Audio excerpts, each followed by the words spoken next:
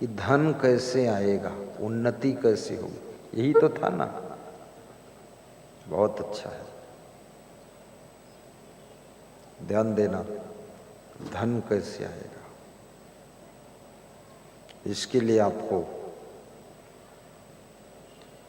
कितने काम करना पड़ेगा, 5 काम छोड़ना पड़ेगा और 3 काम करना पड़ेगा, तब धनवान बनोगे। 5 कौन कौन छोड़ना है? कुचेलिनम, मैले वस्त्र पहनना बंद कर दीजिए। जो मैले वस्त्र नहीं पहनता है, लक्ष्मी उसका चुनाव करती है। गंदे वस्त्र मत पहनिए, साफ करिए कपड़े। दंत मलोपधारणम, दांतों पर मैल मत लगाए रहिए, मंजन ब्रश करिए, साफ करिए दांत।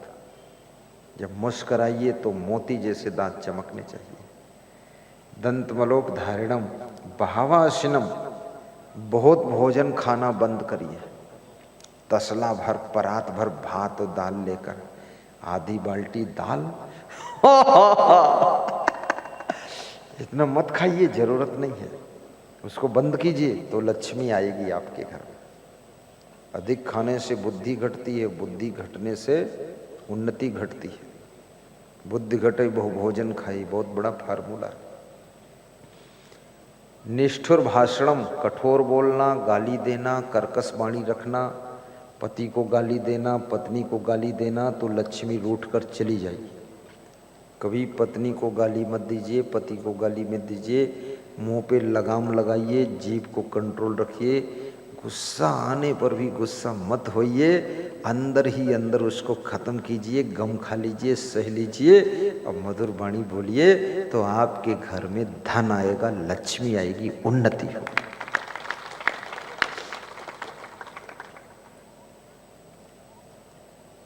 निष्ठुर भाषणम चा सूर्योदय चास्तमिति शयानम, सूर्योदय के बाद और सूर्यास्त के समय सोना तो भाग्य सो जाएगा। सूर्य अस्त हो रहा हो सोइए मत, थोड़ा रुक जाइए, आधा घंटे, अस्त हो जाने दो। सूर्य अस्त और तुम मस्त, फिर गलत बात है। उस समय जो सोता है सूर्यास्त के समय तो बीमारियां फैलती है।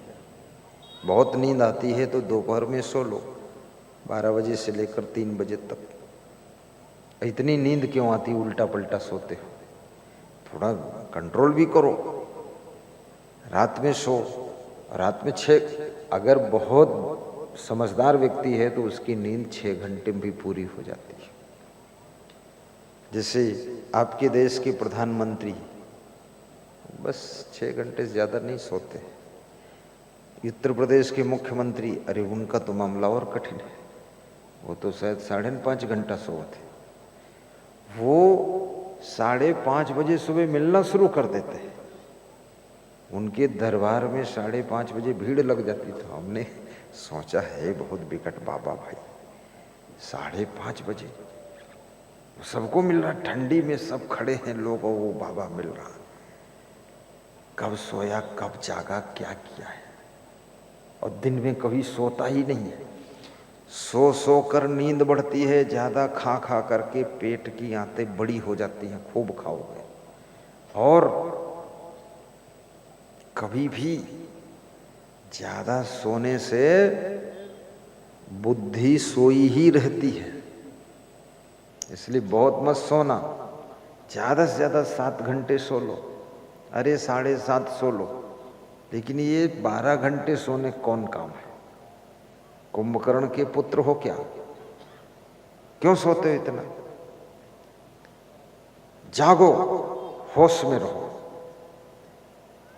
और दिन भर प्रसन्न रहो, खुश रहो।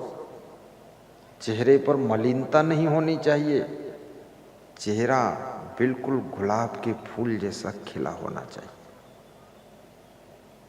इस संसार में जिसका सुंदर स्वभाव है उसके घर में लक्ष्मी आती है।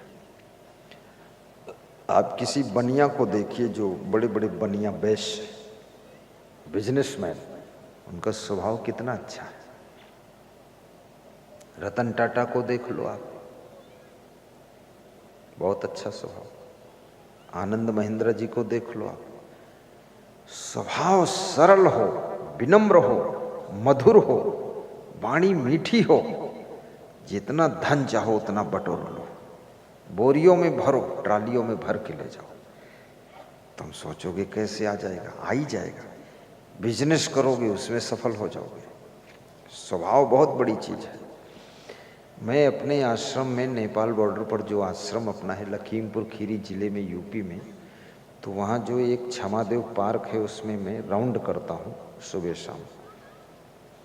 तो राउंड कर रहा था आज की 20 साल पहले, तो एक आदमी सड़क पर साइकिल फेंक कर 20 से कूद कर पार्क में आ गया मेरे पास और पैर छुआ, बोला तुम्हारा प्रवचन सुनता हूँ।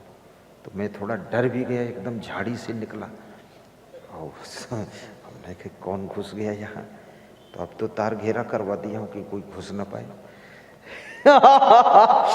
तो वो बोला कि मैं पटवारी था।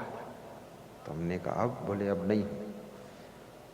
तो हमने कहा क्या हुआ, बोले गुस्सा आ गई तो तहसीलदार को बहुत गाली दिया और कुर्सी से मारा उसको मैंने, तो वो नौकरी चली गई। बोला फिर मैं टीचर में, पढ़ने में अच्छा था, टीचर बन गया। बोले उसमें क्रोध आ गया तो प्रिंसिपल को गिरा कर खूब कूटा मैंने, हाँ बच्चों को भी कूटता था, तो वो भी नौकरी चली गई।